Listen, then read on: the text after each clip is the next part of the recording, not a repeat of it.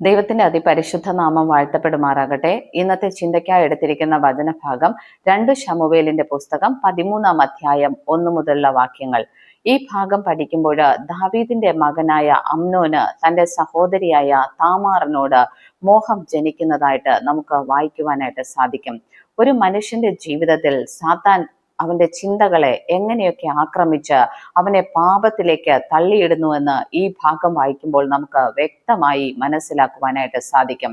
ദാവീദിന്റെ മകനായ അമ്നോന് തന്റെ സഹോദരിയായ താമാറിനോട് ഒരു മോഹം ജനിക്കുമ്പോൾ അവൻ ആദ്യം വ്യസനിക്കുന്നതായിട്ട് നമുക്ക് കാണുവാൻ സാധിക്കും. അത് തെറ്റാണെന്ന ബോധ്യം അവന് ഉള്ളത് കൊണ്ട് അവൻ സങ്കടപ്പെടുന്നു. ഇങ്ങനെ ഒരു മോഹം തന്റെ ഉള്ളിൽ ഉണ്ടായതോർത്ത് അവൻ സങ്കടപ്പെട്ട് കിടക്കുന്നതായിട്ട് നമുക്ക് വചനത്തിൽ മനസ്സിലാക്കുവാനായിട്ട് സാധിക്കും. എന്നാൽ അടുത്ത നിമിഷം ശത്രു അവനെ ആക്രമിക്കുന്നു.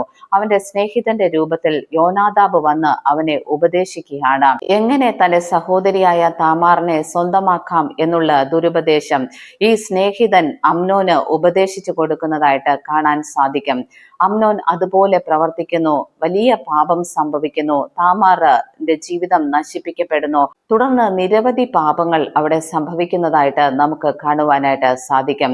താമാർ ഏകാഗിയായിട്ട് ഒരു ഭവനത്തിൽ പാർക്കുന്നതായിട്ട് നമുക്ക് കാണാം. അതുപോലെ അബ്ശലോം അമ്നോനെ കൊല്ലുന്നതായിട്ട് നമുക്ക് കാണാം. അബ്ശലോമും ദാവീദും തമ്മിലുള്ള ബന്ധം വഷളാകുന്നു. ഇങ്ങനെ നിരവധിയായ പാപങ്ങൾ ഈ ഒരു പാപത്തിൽ നിന്ന് സംഭവിക്കുന്നതായിട്ട് നമുക്ക് കാണുവാനായിട്ട് സാധിക്കും.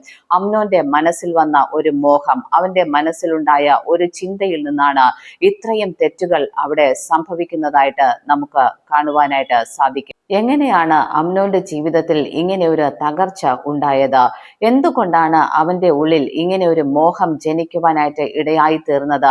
അത് പാപകാരണമായി മാറിയത് എന്ന് നമുക്കൊന്ന് ചിന്തിച്ചു നോക്കാം. 2 ശമൂവേലിന്റെ പുസ്തകം 11 അധ്യായം വായിക്കുമ്പോൾ അമ്നോന്റെ അപ്പനായ ദാവീദിന്റെ ജീവിതത്തിലുണ്ടായ ഒരു പാപം നമുക്ക് വായിക്കുവാൻ സാധിക്കും. ഇസ്രായേൽ എല്ലാം യുദ്ധത്തിലായിരുന്ന സമയത്ത് ദാവീദ് രാജാവ് തന്റെ രാജധാനിയിൽ ഉലാവിക്കൊണ്ടിരിക്കുന്ന സമയത്ത് തന്റെ നോട്ടം തെറ്റുന്നു. അവിടെ ഒരു പാപം സംഭവിക്കുന്നു. ഊരിയാവിന്റെ ഭാര്യയായ ബത്സൈദയുമായിട്ട് ദാവീദിന് ഒരു ബന്ധം ഉണ്ടാകുന്നു. അതിൽ കൊലപാതകം ഉൾപ്പെടെയുള്ള പാപങ്ങൾ നടക്കുന്നതായിട്ട് നമുക്ക് പഠിക്കുവാനായിട്ട് സാധിക്കും. അമ്നോന്റെ ജീവിതത്തില് ഇങ്ങനെ ഒരു മോഹം ഉദിക്കുവാനായിട്ട് കാരണമെന്ന് പറയുന്നത് അവന്റെ അപ്പന്റെ ജീവിതത്തിൽ ഉണ്ടായ ഈ പാപമാണ്. നമ്മുടെ പലരുടെയും ജീവിതങ്ങൾ പരിശോധിച്ചാൽ നമ്മുടെ ജീവിതത്തിൽ പലവിധമായ മോഹങ്ങൾ ശത്രു കൊണ്ടിടുന്നതിന് കാരണം പലവിധമായ പാപങ്ങളിലേക്ക് സാത്താന് നമ്മെ വലിച്ചു കൊണ്ടുപോകുവാനായിട്ട് സാധിക്കുന്നതിന്റെ പ്രധാന കാരണമെന്ന് പറയുന്നത് നമ്മുടെ പാരമ്പര്യത്തിൽ ബ്ലഡ് ലൈനിൽ കിടക്കുന്ന പാപങ്ങൾ കാരണമാണ്.